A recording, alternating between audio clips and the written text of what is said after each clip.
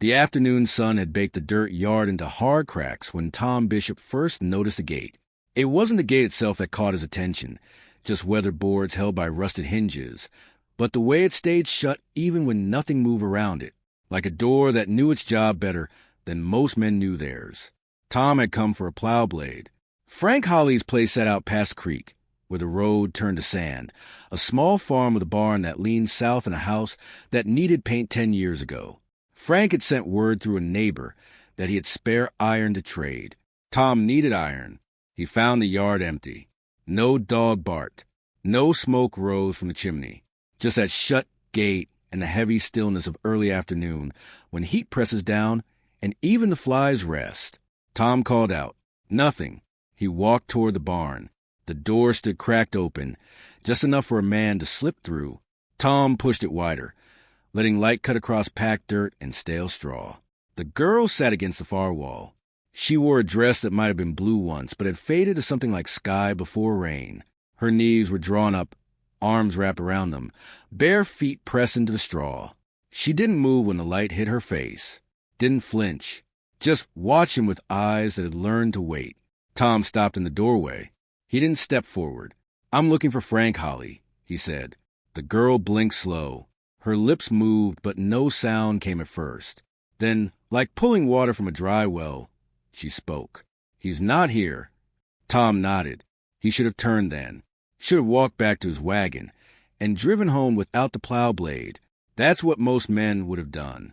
But his eyes caught something else. A latch on the outside of the stall door. Heavy iron. The kind you lift from outside, not from within. Tom looked at the girl's wrists. He didn't mean to, but the way she held her arms, the way the sleeve pulled back just enough.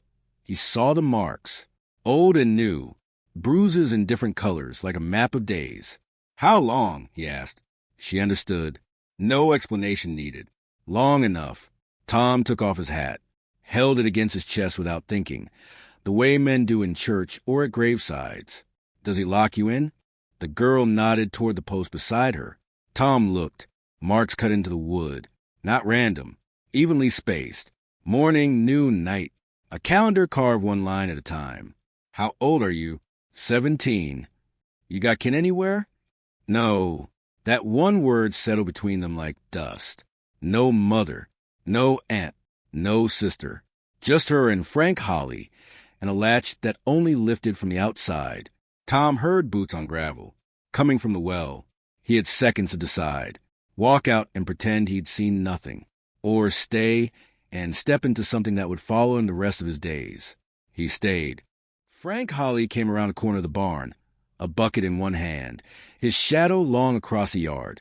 He saw Tom standing in the barn doorway and slowed. His face did something complicated. Surprise, then quick recognition, then something else behind his eyes that looked like calculation. Tom Bishop. Frank set the bucket down. Didn't expect company. Came about the plow blade. Frank smiled. It didn't reach his eyes. "Sure, it's in the shed. Let me." "Who's the girl?"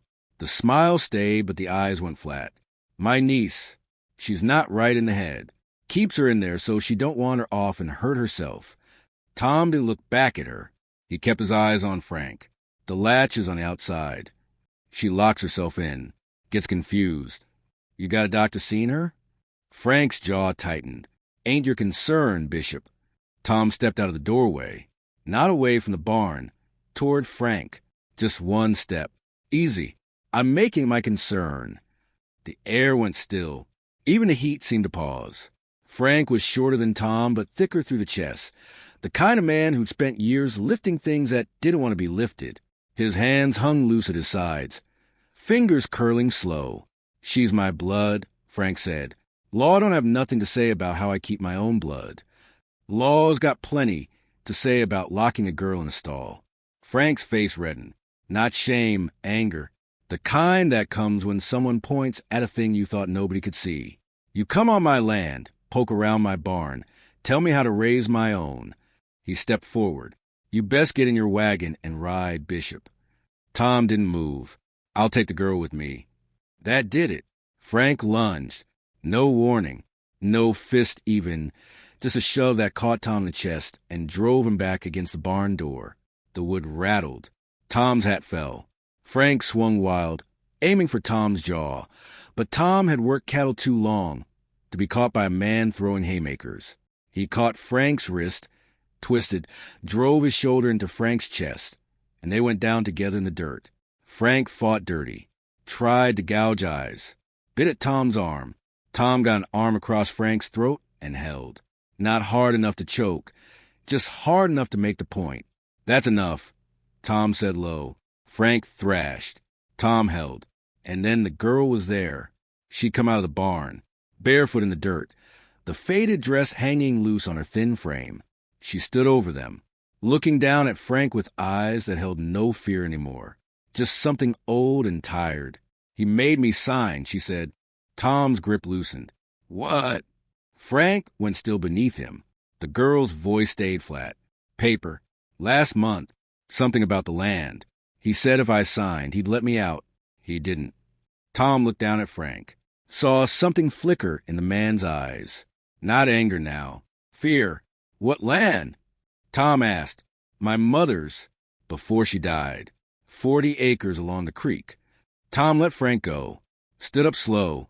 Frank rolled onto his back, coughing, one hand to his throat. "You can't prove nothing," Frank rasped. "She signed it free and clear. Witnesses." "Who witness?" Frank's mouth curved.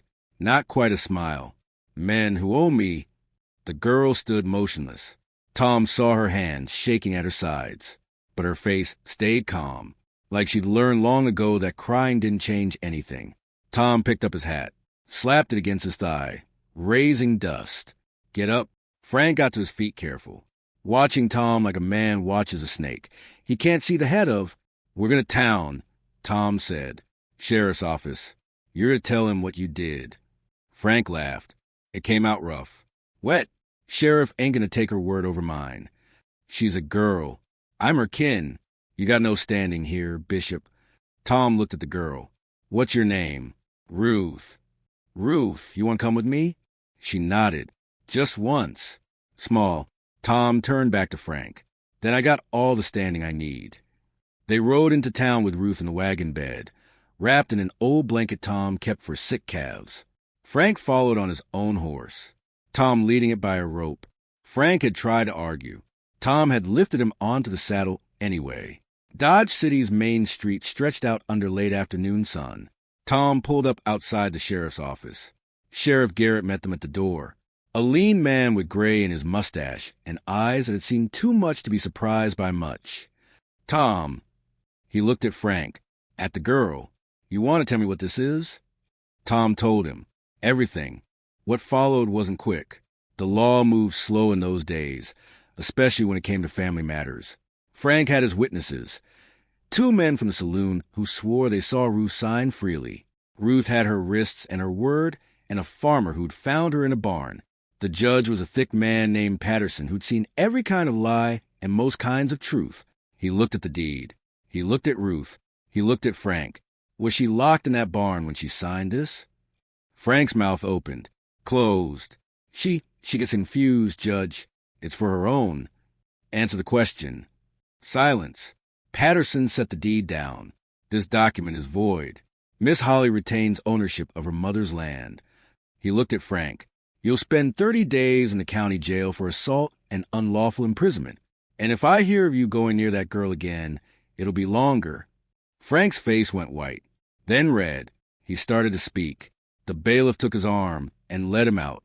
Ruth sat in the back of the courtroom, still in the faded dress, still wrapped in Tom's blanket. She didn't cry, didn't smile, just sat there like someone who hadn't yet learned what relief felt like. Tom walked her out into the evening air. "What now?" she asked.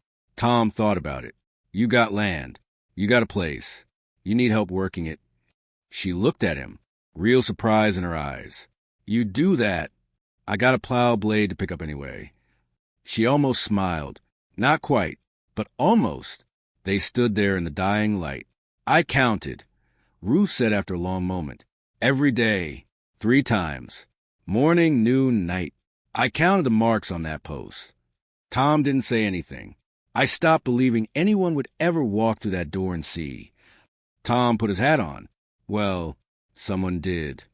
She nodded, looked down at her wrists, then up at the sky, going dark above the rooftops. The marks, she said. I don't have to count anymore. That was 40 years ago. Ruth Holly lived on her mother's land until she was 92. Married a schoolteacher from Ohio.